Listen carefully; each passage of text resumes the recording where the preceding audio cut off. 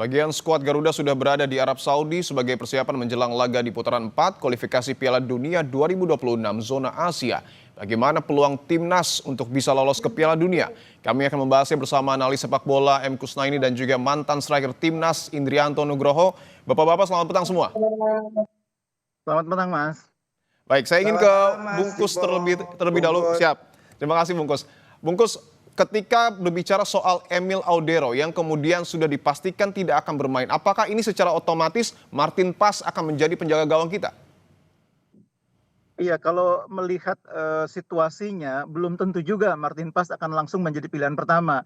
Karena jangan lupa Martin Paes itu sudah 1,5 bulan juga nggak main bersama Dallas ya. Jadi biasanya Ya, dalam menentukan kiper, pelatih akan melihat kondisi terakhir ya. Apalagi kita tahu bahwa pertandingan ini sangat krusial, di mana kita tidak boleh kehilangan poin sama sekali, bahkan kalau bisa menang dua-duanya untuk bisa lolos ke Piala Dunia. Jadi pelatih tidak akan otomatis menunjuk Martin Paes, meskipun sebelum datangnya Audero, Martin Paes adalah pilihan pertama. Sekarang ini persaingannya akan sangat ketat ya, termasuk Reza yang baru dipanggil, itu juga punya peluang. Meskipun Reza sejauh ini merupakan pemain yang paling junior dalam pengertian belum pernah punya caps bersama timnas senior. Kalau lihat dari senioritas, ini justru Nadeo yang paling senior di antara 4 nama yang ada ya. Ada Nadeo, di bawahnya ada Hernando, dan ketiga Martin Paes yang sudah 7 atau 8 kali memperkuat timnas. Reza belum pernah bermain untuk timnas senior. Tapi semuanya masih punya peluang karena pelatih akan melihat kondisi terakhir. Memang kalau lihat situasi di persaingan saat ini, Nadeo ini punya kans yang cukup besar untuk jadi pilihan pertama. Di samping karena caps dia paling tinggi, dia bersama timnas ini sudah lebih dari 20 kali main ya. Dia juga bersama Borneo tampil luar biasa. Klubnya peringkat pertama, dan statistik yang dibuat oleh Nadeo bersama Borneo sangat bagus. 6 pertandingan dia punya 26 save, termasuk paling tinggi di antara semua kiper lokal. Jadi Oke. Nadeo punya peluang, tapi masih sangat berimbang. Oke, saya ingin ke Bung Indrianto sebagai ya. mantan striker timnas. Kita tahu bahwa Ole Romani sudah bergabung ke timnas Indonesia di Jeddah Arab Saudi. Menurut Anda untuk di lini depan ataupun striker, apakah sudah pasti diisi oleh Ole? Menurut saya masih ada butuh adaptasi ya, karena Oke.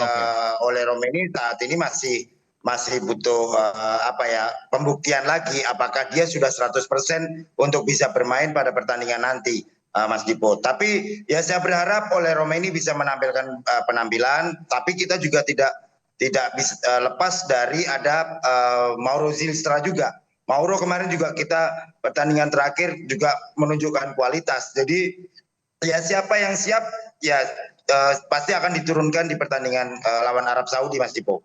Oke, Bungkus, Anda sepakat dengan Bung Indrianto mungkin Ole belum tentu dimainkan sebagai starter? Iya, karena meskipun Ole punya statistik yang bagus ya, 3 gol dari 4 pertandingan, tapi level fitness itu nanti akan menjadi pertimbangan utama ketika pelatih menyusun materi pemain ya.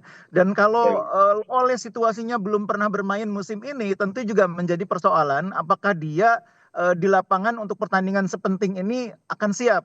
Jadi kalau menurut saya pertimbangan pelatih memanggil Ole lebih untuk jaga-jaga gitu ya. Kalau misalnya Ole Betul. perkembangannya signifikan, kemudian tim membutuhkan dia, maka dia akan dimainkan. Meskipun mungkin bukan sebagai starter, meskipun mungkin bukan 90 menit.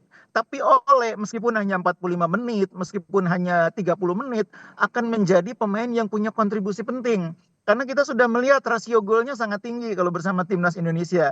Jadi kehadiran Ole, saya lebih melihatnya sebagai concern pelatih terhadap persoalan lini depan timnas yang dalam 2 laga terakhir melawan China Taipei, melawan Lebanon, di lini depan masih agak meragukan ya. Jadi Ya, pelatih memaksakan dalam tanda petik ya, memaksakan memanggil Ole meskipun Ole belum membuktikan diri siap bermain melalui kompetisi. Dia memang perkembangan cederanya, penyembuhannya sangat baik. Bahkan sekarang disebut sudah 95%. Tapi kan 90% itu baru pulih cedera. Level Oke. kebugaran itu lain lagi ceritanya. Dan itu Oke. nanti akan dieksaminasi oleh tim pelatih. Oke, level kebugaran yang juga menjadi penentu ya. Saya ingin ke Bung Indrianto lagi. Bung Indrianto, ya. sebenarnya kekuatan tim-tim Timur Tengah ini seperti apa dan apa tantangannya untuk para striker kita?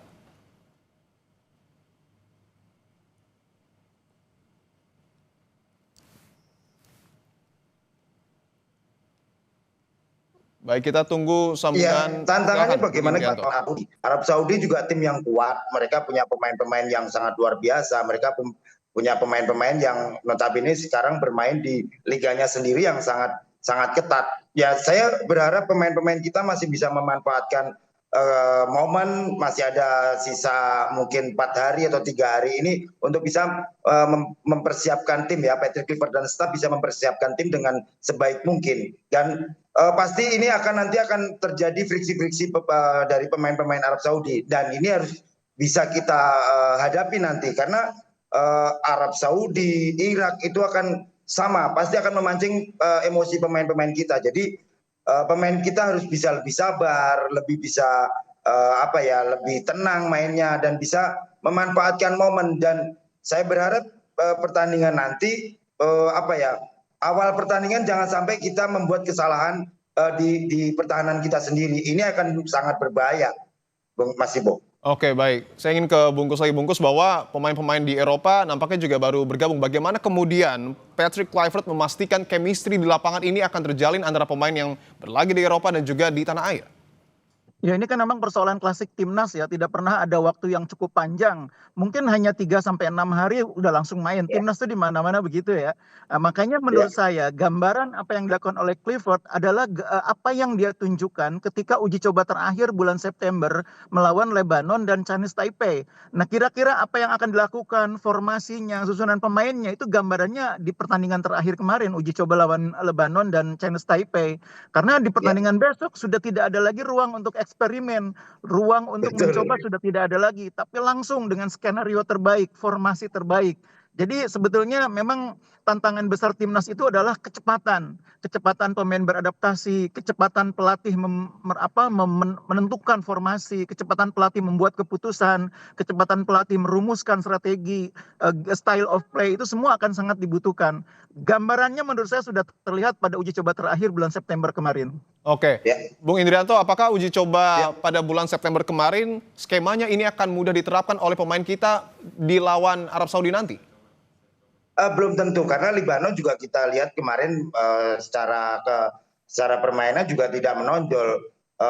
Apalagi ya Lebanon bertahan total kemarin. Nah di lawan Arab Saudi ini pasti mereka akan diserang habis-habisan karena Arab Saudi juga nggak mau malu di kandangnya sendiri. Jadi paling nggak kita bisa memanfaatkan momen-momen atau memanfaatkan kelemahan-kelemahan yang ada di Arab Saudi. Tapi ya semuanya kembali, ya kita harus realistis saja lah. Pertandingan lawan Arab Saudi, siapapun nanti yang akan diturunkan, ya semoga mereka bisa memaksimalkan dan dapat paling nggak 1 poin pun juga sudah cukup, Mas Ibo. Oke, Bungkus singkat saja, seberapa besar peluang kita untuk kemudian menang melawan Arab Saudi nanti? Iya, memang agak sedikit berkurang karena absennya Audero ya. Tapi saya melihat bahwa 2 kali pertemuan di kualifikasi putaran ketiga itu memberi banyak pelajaran bagi Coach Clifford. Sehingga menghadapi Arab Saudi kita akan lebih siap menurut saya. Dan peluang kita menghadapi Arab Saudi menurut saya masih di atas 50%-nya. Mungkin 51% dibanding kalau menghadapi Irak mungkin 50-50. Oke, tentu kita berharap timnas kita lolos ke Piala Dunia 2026. Terima kasih Bungkus Naini dan juga Bung Indrianto telah bergabung di Kompas Petang.